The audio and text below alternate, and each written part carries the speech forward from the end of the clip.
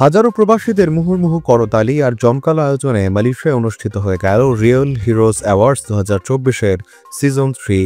কুয়ালালামপুরের রুজমা এমসি এর অনুষ্ঠানকে ঘিরে দুপুরের পর থেকে আসতে শুরু করেন প্রবাসীরা। পুরো অনুষ্ঠানের মধ্যমণি ছিলেন ঢালিউড কিং শাকিব খান।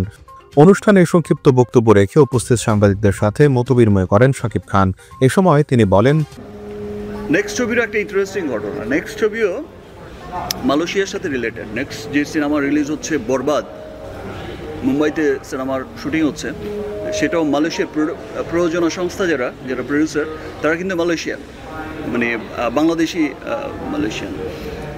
সো সেই লক্ষ্যে তো মালয়েশিয়ার প্রতি একটা আলাদা ফ্যাসিনেশন আছে। এবং বরবাদ হচ্ছে যে ইদানিংকাল সময়ের আমার সবচেয়ে বড় বাজেটের সিনেমা। এবং আই হোপ যে বরবাদ অতীতের সমস্ত রেকর্ডকে ভাঙবে বরবাদ, এবং পুরো পৃথিবীতে ছড়িয়ে আমার যত প্রবাসী ভাই বোনেরা আছে সমগ্র পৃথিবীতে, নট অনলি মালয়েশিয়া, পৃথিবীর যেই প্রান্তেই আমার সমস্ত বাংলা ভাষাভাষী, আমার বাংলাদেশি বাংলা ভাষাভাষী ভাই বোনেরা আছে, প্রবাসীরা আছে, তারা প্রত্যেকেই বরবাদকে অনেক ভালোবাসবে এবং দেশের চলচ্চিত্রকে তারা যেভাবে প্রবাস থেকে এগিয়ে নিয়ে যাচ্ছে এভাবেই ভালোবাসা দিয়ে এগিয়ে নিয়ে যাবে। Thank you. রোববার ছুটির দিন প্রিয় তারকাদের এক নজর দেখতে প্রবাসীদের উপচে পড়া ভিড় ছিল চোখে পড়ার মতো। সময়ের জনপ্রিয় অভিনেত্রী প্রার্থনা ফারদিন দিঘির পারফরমেন্স মন কাড়ে আগত দর্শকদের। ক্লোজ আপ ওয়ান তারকা পুলক অধিকারীর একের পর এক গানে বুঁদ হয়ে যায় এমসি এর হাজার চারেক প্রবাসী।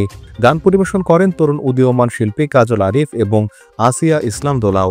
তবে দর্শক বন্দনা কুড়ায় মডেল অভিনেত্রী প্রিয়াঙ্কা জামান ও মিম চৌধুরীর দলীয় নৃত্য।